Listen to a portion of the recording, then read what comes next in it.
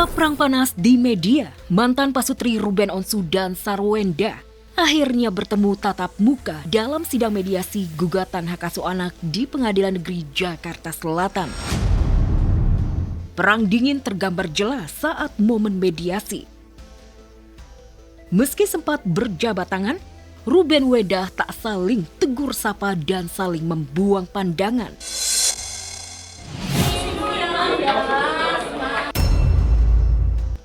Doakan semuanya baik-baik dan berjalan dengan lancar. Kita ngobrol tentang anak. Ngobrol berdua, tapi tadi memang obrolan yang ditengahkan oleh hakim. Jadi nggak langsung kita berdua.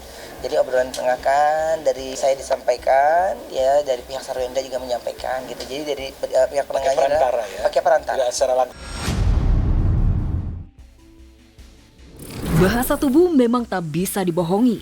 Efek perang dingin Ruben Wenda, mediasi pertama pun buntu dan alot. Ruben Wenda belum sempat sepakat soal hak asuh anak, sampai harus lanjut ke sidang mediasi kedua 6 Agustus mendatang.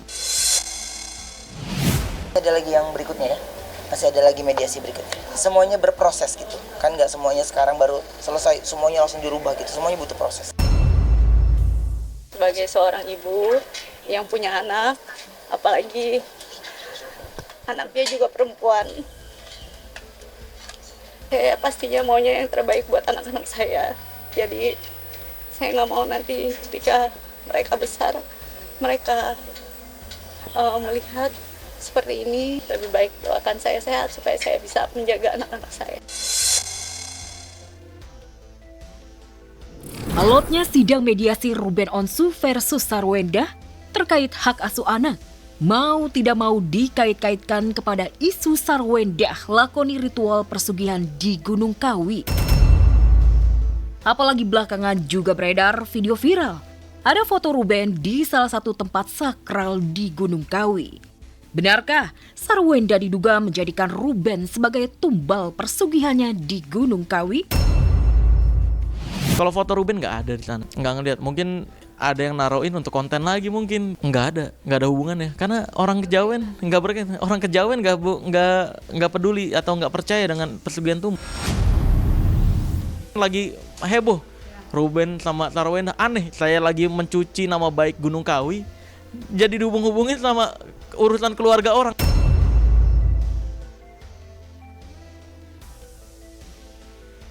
Marcel Radival, si pesulap merah, berani menjamin kalau Ruben Onsu bukanlah tumbal dari isu pesugihan di Gunung Kawi Sarwenda. Ruben yang pernah mengaku kena teror mistis sampai menderita penyakit misterius juga dibongkar bukan perbuatan ritual pelaku ilmu sihir. Saya tahu lagi permasalahan rumah tangga mereka, tapi kan itu aib mereka ya. Yang jelas saya nggak bisa ngomongin di media. Yang terdengar belum tentu fakta. Saya bisa bilang kayak gitu. Ada hal-hal yang mereka sengaja ceritakan untuk menutupi sesuatu gitu. Jadi kisah yang dulu dibuat-buat itu tentang sakit dan semacamnya ada faktanya sebenarnya. Tapi saya nggak bisa ngasih tahu. Tidak percaya. Saya bilang langsung ke Ruben. Gue nggak percaya gitu. Dan saya tahu faktanya lagi. Aduh, nggak bisa diceritakan. Itu aib keluarga mereka. Berkonflik dengan mantan suami kan ini kurang elok. Karena kan jelek-jelek itu adalah masih ayah daripada anak kita. Sebisa mungkin jangan diperpanjang lagi. Sebisa mungkin fokus ke solusinya kedua belah pihak. Ya, saya menyarankan agar Sarwenda dan Ruben Onsu keduanya itu bisa berdamai, mencari solusi yang terbaik demi masa depan anak-anak.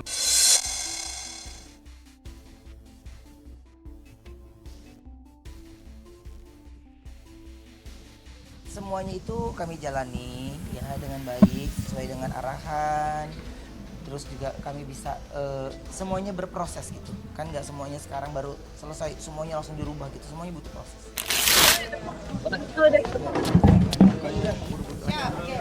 Gimana kok tadi mediasi mana hari ini kawan? Mediasi berjalan dengan baik, ya doakan mudah-mudahan semuanya baik mediasi.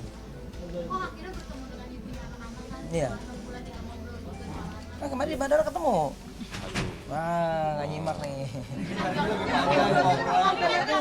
Oh enggak. Bukan ngobrol berdua, tapi tadi memang obrolan yang ditengahkan oleh hakim gitu. Jadi nggak langsung kita berdua. Jadi obrolan ditengahkan, dari saya disampaikan ya dari pihak Sarwenda juga menyampaikan gitu. Jadi dari pihak penengahnya adalah pakai perantara. Ya, secara langsung. Ya. Gitu. Apa?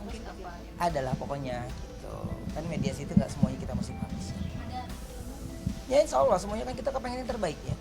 Gitu. Nggak ada yang ingin semuanya dengan tidak baik gitu. Pengen yang terbaik gitu. Apapun yang terbaik ya mudah-mudahan Allah mudahkan gitu. Belum kan masih ada lagi yang berikutnya ya. Masih ada lagi mediasi berikutnya. Tapi ada ketemu di luar nggak sih? Apa? Di luar dari pengadilan. Oh iyalah, iya pasti ada. Mudah-mudahan, pokoknya mudah-mudahan gini, semuanya itu kami jalani ya dengan baik sesuai dengan arahan.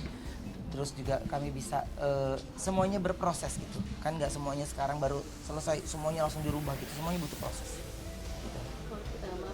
Kalau salah anak-anak katanya sama guru juga sudah. Kayaknya bukan kapasitas saya untuk bicara dulu itu. Nanti biar ada dari pihak Bang Minola gitu mungkin yang bisa menyampaikan. Gitu.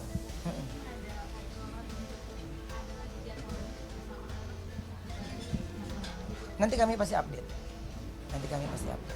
Gitu ya. Baik. Teman-teman terima kasih, aku mau buru-buru live. Nanti sama Bang Minola aja lanjut ya.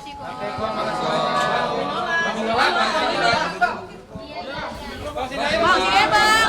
Udah blockingan nih bang. Oh, makasih kok.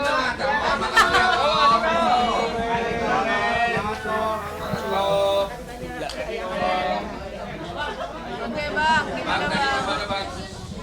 Belum terjadi ada kesepakatan berarti bang ya? Tadi kan dilihat sendiri bahwa proses mediasi ini setengah kamar ya.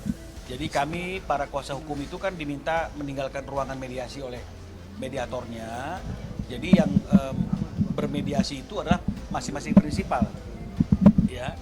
Semua ditengahi oleh mediatornya. Jadi apa yang menjadi pembicaraan mereka itu hanya terbatas para prinsipal dan mediator yang paham ya. Kami hanya diinfo bahwa akan ada pertemuan mediasi berikutnya pada tanggal 6 Agustus ya, tidak lagi di hari Rabu karena ada halangan mediatornya, jadi kita rubah ke tanggal 6 di hari Kamis. Itu mediasi kedua ya. Jadi tadi artinya itu apa yang menjadi pembicaraan masing-masing prinsipal itu hanya diketahui oleh mediator ya, prinsipal mediator. Nanti tentu sebelum mendekati tanggal 6 akan ada komunikasi antara kami sebagai kuasa hukum dengan masing-masing klien kami untuk persiapan di tanggal kami.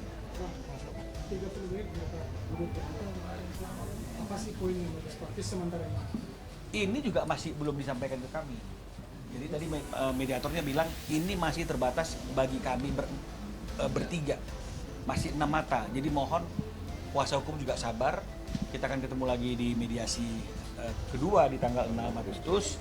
Setelah itu baru kita akan membahasnya secara proporsional yang melibatkan kuasa hukum. Nah, jadi oleh karena seperti itu kami juga tidak tahu apa materinya.